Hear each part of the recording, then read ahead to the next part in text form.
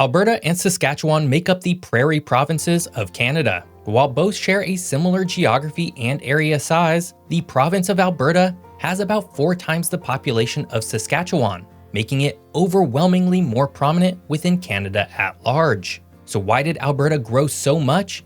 And why don't more Canadians live in Saskatchewan?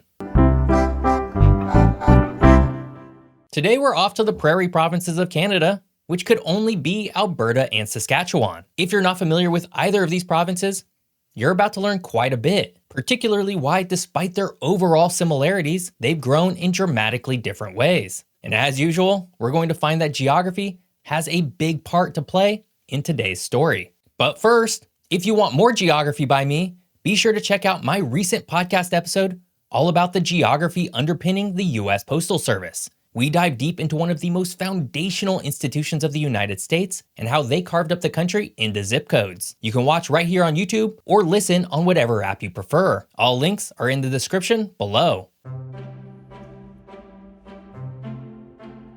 Saskatchewan and Alberta are 2 provinces in Western Canada, each with their own fascinating history of Indigenous First Nations tribes and pathway to becoming part of Canada today. Prior to European exploration, both were home to a wide range of tribal nations. In Saskatchewan, the Cree, Saulteaux, Dene, Dakota, and Nakota peoples thrived, while Alberta was primarily inhabited by the Blackfoot, Tsuut'ina, and Stoney Nakoda, with significant presence of Cree and Métis communities as well.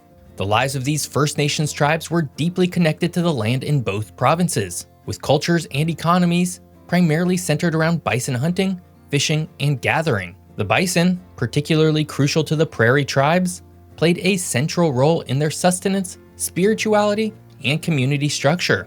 The European exploration and subsequent colonization phase began in earnest in the 1700s. Both Saskatchewan and Alberta became part of Rupert's Land, a massive territory under the control of the British Hudson's Bay Company, which traded extensively in furs with Indigenous peoples. By the late 1800s, the Canadian government, eager to expand westward, acquired these lands from the Hudson's Bay Company, paving the way for increased settlement under the Dominion Lands Act. It was this period of time that marked significant upheaval for the First Nations.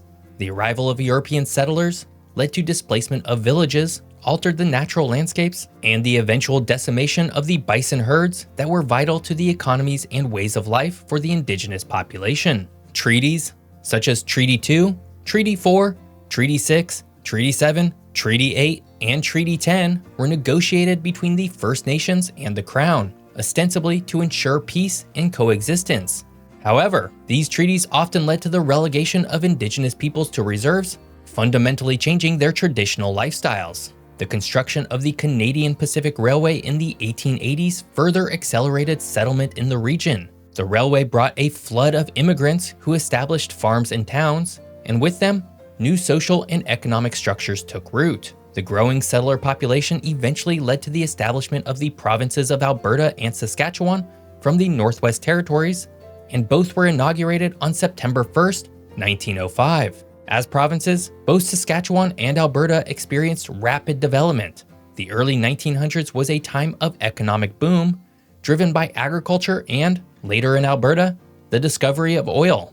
These economic opportunities continued to attract people from across Canada and other parts of the world, shaping the multicultural demographic that is characteristic of the region today. Alberta and Saskatchewan share a lot in common, including an expansive and intimidating physical geography. But before we get to the geography of these 2 Canadian provinces, if you're enjoying this video, hit that subscribe button. More fun geography videos are just a single click away. Saskatchewan and Alberta, 2 of Canada's prairie provinces, are incredibly vast.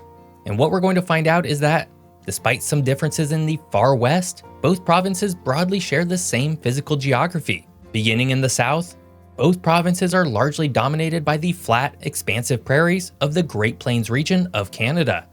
This area is characterized by its deep, fertile soils, which have made it one of the most productive agricultural zones in North America. The flatness is occasionally broken by the rolling hills and valleys carved by ancient glaciers, with numerous lakes and wetlands dotting the region, remnants of the last ice age. Moving north, the terrain begins to change due to the vast Saskatchewan River system, which serves as a vital water resource and a key artery for the region's biodiversity. The river's expansive basin supports a mix of grassland, aspen parkland, and boreal forest, creating a huge range of habitat for a vast quantity of plant and animal species. The central region of both provinces is home to the aspen parkland, a transitional biome between the prairie to the south and the boreal forest to the north. This area is characterized by patches of aspen trees interspersed with grassland, providing a unique ecosystem where agricultural lands coexist with natural woodlands. As one travels further west, the foothills of the Rocky Mountains begin to rise dramatically from the landscape. This area marks a significant shift in topography, where the rolling hills gradually give way to the sharp peaks and rugged terrain of the Rockies. This region is less suitable for agriculture, but rich in minerals and forest resources. The change in elevation also brings a cooler climate and increased precipitation, which supports dense coniferous forests and a variety of alpine flora and fauna. Finally, the far northern areas of both provinces are dominated by the expansive boreal forests of Canada and a vast array of freshwater lakes, including Lake Athabasca, the largest lake in both provinces. Interestingly, northern Saskatchewan's northern geography is at least partially broken up by the Athabasca sand dunes, one of the most northerly active sand dune formations on Earth. But while both provinces share a lot of similar geography, one area they differ is the Rocky Mountains. This mountainous areas of western Alberta is not only striking for their breathtaking vistas, but also for their ecological importance. The Rockies are a crucial watershed, feeding major river systems that flow eastward across the prairies. The region is a popular destination for tourism and recreation, particularly in national parks like Banff and Jasper, which are renowned for their stunning landscapes and wildlife. Eventually, this leads to the western edge of Alberta, where the province meets the Continental Divide, the boundary line where the flow of water splits between the Atlantic and Pacific Oceans. This natural boundary marks the westernmost limit of Alberta, characterized by high alpine environments and the stark, rugged beauty typical of the high Rockies. Both provinces are pretty similar overall, aside from the far western edge of Alberta, which leads to a pretty fascinating quandary. If both are so similar, why does Alberta have roughly 4 times the population of Saskatchewan? Alberta and Saskatchewan, while neighboring provinces in Canada with roughly equivalent land areas, differ significantly in population. Alberta boasts approximately 4 times the population of Saskatchewan, a discrepancy influenced by a variety of historic, economic, and geographic factors. One of the primary reasons for this disparity is the economic development paths chosen by each province, particularly in relation to natural resources. Alberta has been endowed with substantial oil and gas reserves, particularly in areas like the Athabasca oil sands, which are among the largest oil reserves in the world. According to reports, Canada and Alberta specifically hold somewhere around 174 billion barrels of oil, roughly 10% of the world's entire supply. The exploitation of these resources began in earnest in the mid-20th century and led to an economic boom that attracted businesses, investments, and a significant influx of workers from across Canada and around the world. In contrast, Saskatchewan's economy has traditionally been dominated by agriculture, with wheat and other grains being staple products. Although Saskatchewan also has mineral resources, including potash and uranium, and has experienced its own resource-driven economic booms, the scale and global impact of its industries have not reached the same level as Alberta's oil sector. The agricultural sector, while significant, does not typically generate the same level of wealth or attract the same degree of urban migration as oil and gas. Another factor is the urbanization trends in both provinces. Alberta is home to 2 major urban centers, Calgary and Edmonton, which are among the largest and fastest growing cities in Canada. These cities have become economic and cultural hubs for both the province and country, offering more job opportunities, educational institutions, and amenities than are available in Saskatchewan. The concentration of universities, international airports, and corporate headquarters makes Alberta a more attractive destination for both domestic and international migrants seeking opportunities and urban lifestyles. Geographically, Alberta also offers a more varied landscape. which has contributed to its appeal. The proximity to the Rocky Mountains provides scenic beauty and recreational opportunities that are less accessible in the flatter terrains of Saskatchewan. This geographic appeal has bolstered tourism and attracted permanent residents interested in outdoor activities such as skiing, hiking, and mountain biking. Banff National Park is the most visited Alberta tourist destination and one of the most visited national parks in North America, with more than 3 million tourists annually. Government policies have also played a role in shaping the population dynamics of the two provinces. Alberta's tax regime, notably the absence of a provincial sales tax and historically lower personal income taxes, has made it financially attractive to individuals and businesses alike. Additionally, Alberta's aggressive investment in infrastructure and public services, funded by oil revenues, has improved the quality of life, further drawing people to the province.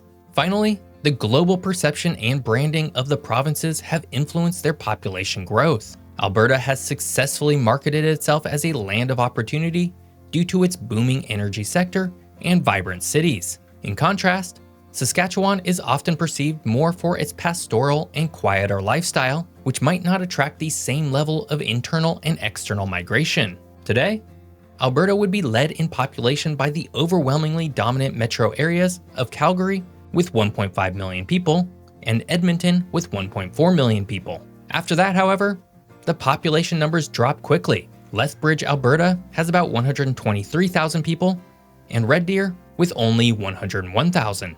Saskatchewan has a similar, though less prominent population pattern. The province is dominated by the Saskatoon metro area with 352,000 people and Regina with 249,000, followed by the much smaller cities of Prince Albert with 46,000 people and Moose Jaw with 35,000 people. But one way that Saskatchewan is unique is that, unlike every other province, it has no natural borders.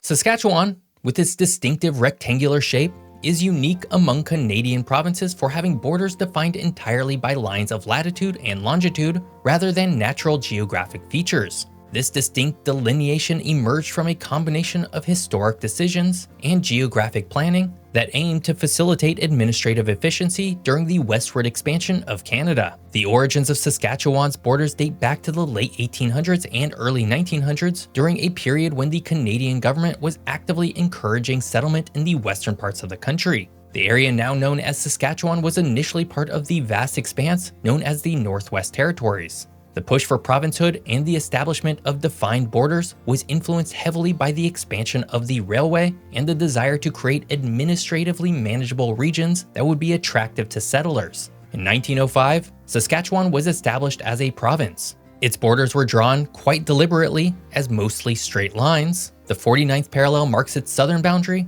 while the 60th parallel delineates its northern edge. To the east and west, the 102nd and 110th meridians respectively set its boundaries. These lines were chosen to create a jurisdiction that was easy to govern and map, created by the Dominion Land Survey system. Though it should be pointed out that while Saskatchewan's eastern boundary does roughly follow the 102nd meridian, it occasionally zigs to account for the curvature of the Earth. This approach to border creation was somewhat at odds with the more organic processes that shaped the borders of older provinces like Quebec and Ontario, where natural features such as rivers and lakes frequently defined boundaries. In Western Canada, the vast open prairies lacked prominent natural features that could serve as convenient or obvious borders over such large areas. As such, the choice to use geometric borders for Saskatchewan was implemented by the Dominion Land Survey, which sought to impose a grid-like pattern on the landscape to systematize land division and simplify legal land descriptions. In many ways, Saskatchewan's borders are not dissimilar from the US states of Utah, Colorado, and Wyoming, where boundaries were set based on straight lines as opposed to natural features for the ease of administration. The Prairie Provinces have very different populations, primarily due to Alberta having such an incredibly vast amount of oil underneath it. This jump-started the otherwise nascent provincial economy of Alberta in a way that Saskatchewan never really experienced. And unless something changes, Alberta likely will always be considerably larger than Saskatchewan. I hope you enjoyed learning all about Alberta and Saskatchewan in Canada. If you did, please subscribe. If you want to watch more videos, click here. If you want to listen to the podcast, click here. See you next time.